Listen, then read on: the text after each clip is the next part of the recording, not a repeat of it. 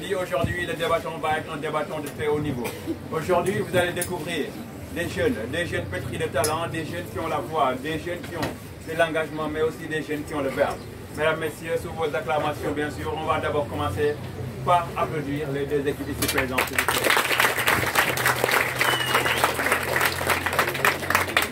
Alors, comme on a l'habitude de le faire, et on ne va pas déroger à cette règle aujourd'hui, on va d'abord commencer par l'hymne national du Sénégal, et ensuite on va donner la parole au président du jury pour les résultats du match passé qui opposait les autres classes.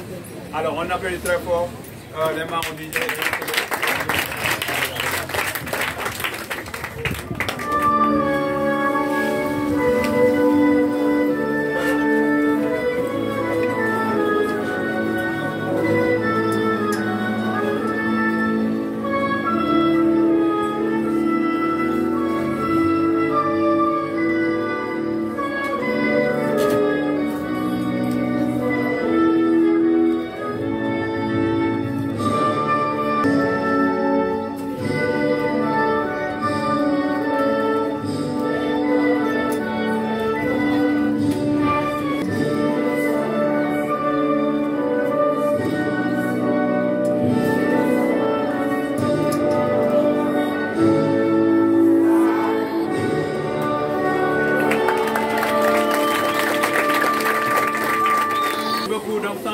On va enchaîner avec les résultats du match passé. Alors sur ce, je vais vous demander d'applaudir très fort pour le président du jury. À tous et à toutes. Merci à Moussa Sarr et à son équipe. Merci chers collègues du jury. Donc pour revenir au match dernier, si je peux me le permettre avant de donner les résultats, s'il y a à préoccuper cette séquence-là, bien sûr qu'on en parle entre nous.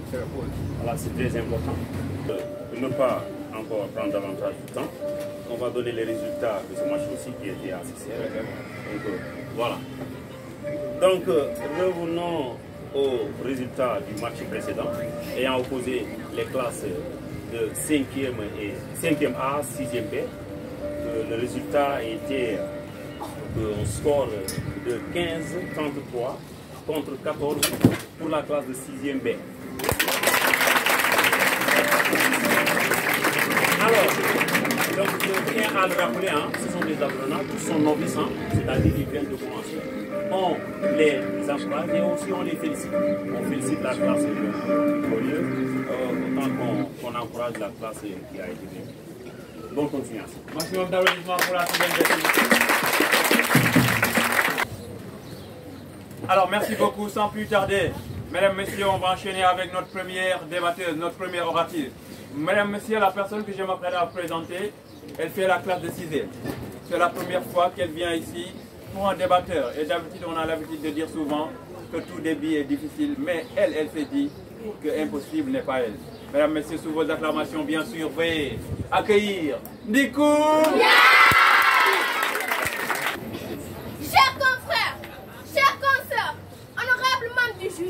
Avant de vous laisser complimenter quelques dires, permettez-moi de vous dire à toutes et à tous, assalamu alaikum.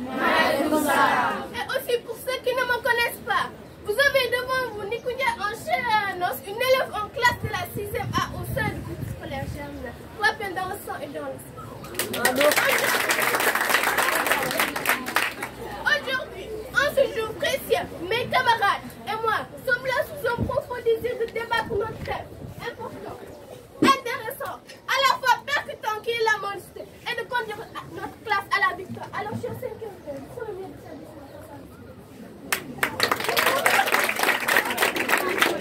d'abord, en 1981, le rôle de la mendicité dans les métiers de l'équipe sociale à travers le change de don, il démontre que le mot est un type de don religieux, car le mendiant ne fait pas que recevoir. Il rend les dons aussi d'une autre manière que j'ignorais. En effet, ils sont exposés à de nombreux dangers. Mais de point de vue, je pense que personne, je viens de personne est à l'abri du danger. Le danger peut venir de n'importe où. Au Sénégal, le système talibé a ses racines depuis le XIVe siècle. Il a considérablement évolué dans les années dont on a pris notre indépendance, c'est-à-dire dans les années 1960. Il est passé du système d'exploitation lourde à un système d'évolution respectée d'éducation religieuse. Chers mon public et honorables membres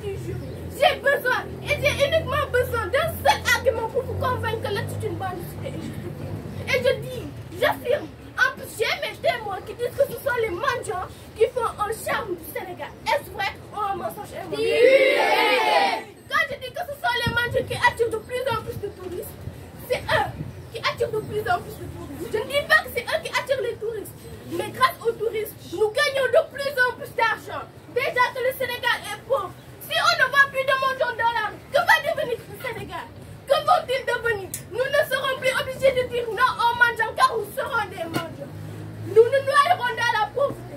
Chambre public honorablement toujours. Pour le bien de l'humanité, pour le bien du Sénégal, laissez l'attitude magnifique justifiée dans notre société.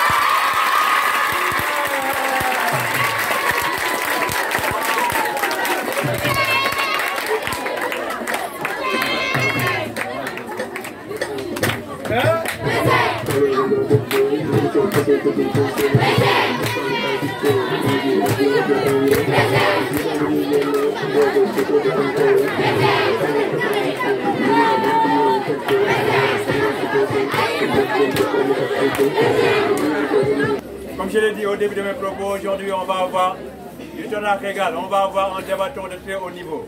Mesdames, messieurs, ce n'est que le début. La personne que je m'apprête à vous présenter, il fait la classe de 5e. C'est un garçon, mais c'est un garçon éloquent. C'est un garçon élégant. C'est un garçon qui a le feu. Mesdames, messieurs, sous vos acclamations, veuillez accueillir Tamsir. Bonjour, chers membres du jury, chers membres publics. Avant de passer à l'essentiel, laissez-moi commencer par le commencement, qui est la présentation. Je réponds comme toujours et chaque jour sous le nom de Tamsir Thiam, élève en classe de 5e B.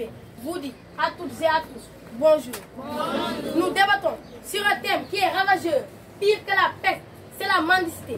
Comme le disait Jean-Baptiste Blanchard, il ne faut pas encourager les pauvres à la mendicité, car il ne faut pas encourager les pauvres à la mendicité.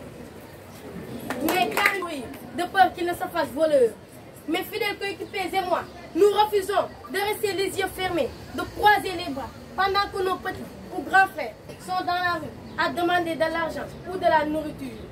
Pour faire court, ils ont leur vie entre les mains de bienfaiteurs, sur qui ils comptent pour survivre. On sait bel et bien qu'ils sont dans la rue. S'il y a des malades, ils sont les premiers à être affectés. Quel dommage de voir leur visage, parfois en rage. Ils sont comme des esclaves. Les concernés ne sont pas seulement les talibans, mais toute personne qui tend la main pour demander est libre. Apparu au début de l'année 2010, une rumeur d'offrande à la mort a circulé dans tout le pays pendant plusieurs semaines. Ce phénomène est lié au sacrifice que vivent les enfants. Je suis contre la mendicité.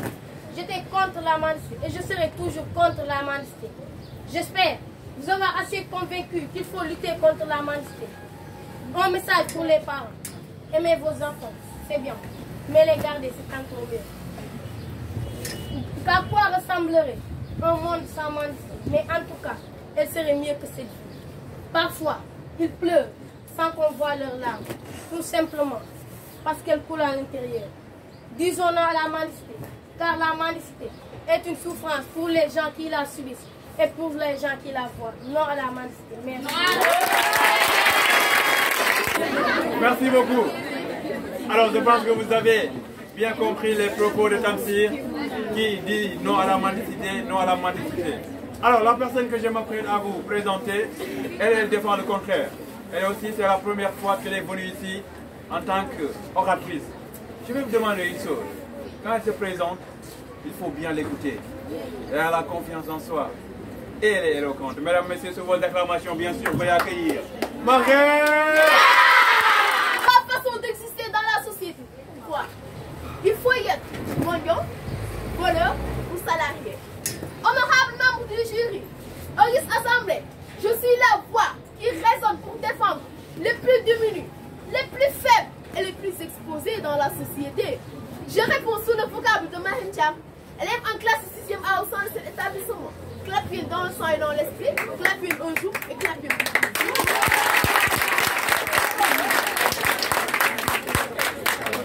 Aujourd'hui, notre thème est animé sur un débat à la fois importante et sensible au sein de notre société, qui est la mendicité.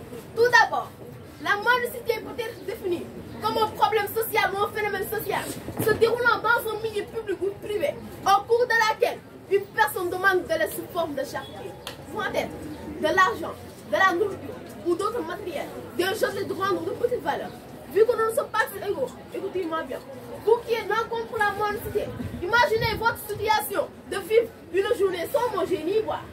Ces jeunes rêveraient tellement d'être à votre place, mais ils n'ont pas cette capacité vitale. Si ça ne dépendait que d'eux, personne ne saurait de leurs besoins. Et j'ai bien dit, personne ne saurait de leurs besoins. Ils sont si innocents et très même innocents. Car oui, ce n'est pas de le pousser le taux d'accroissement naturel du Sénégal est si élevé. C'est ça le problème. Car beaucoup de parents sont au chemin de nous leurs propres descendants. Des parents qui sont au chemin de nous leurs propres descendants, que deviendront leurs enfants.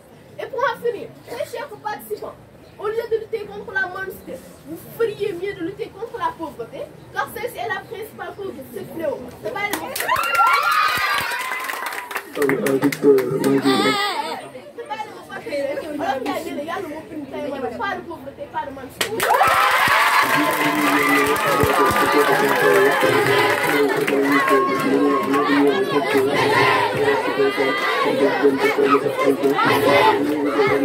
Merci beaucoup.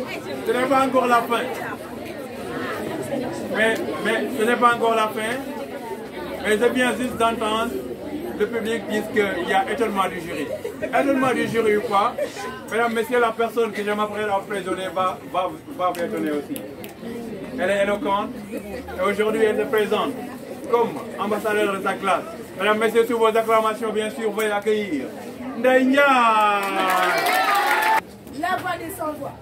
Ma voix, celle qui me défend. Charmant public, honorable membre du jury.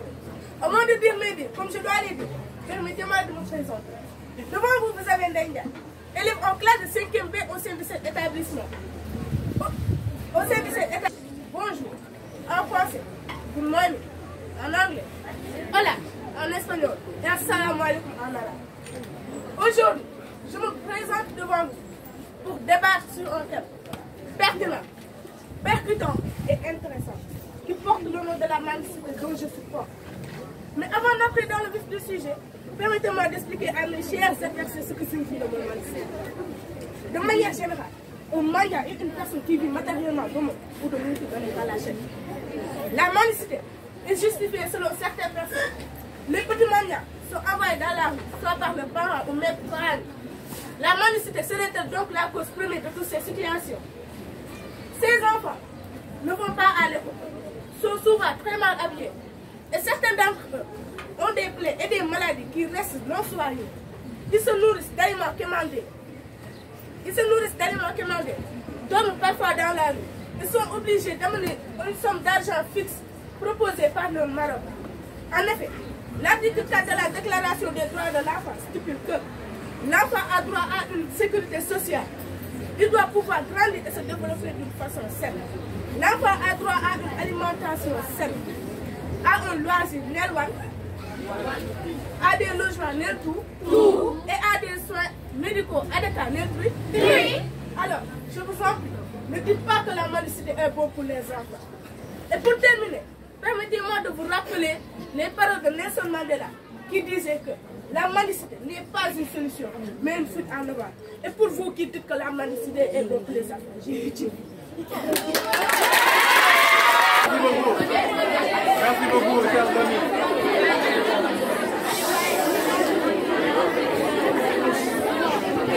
Alors, merci beaucoup. On va enchaîner.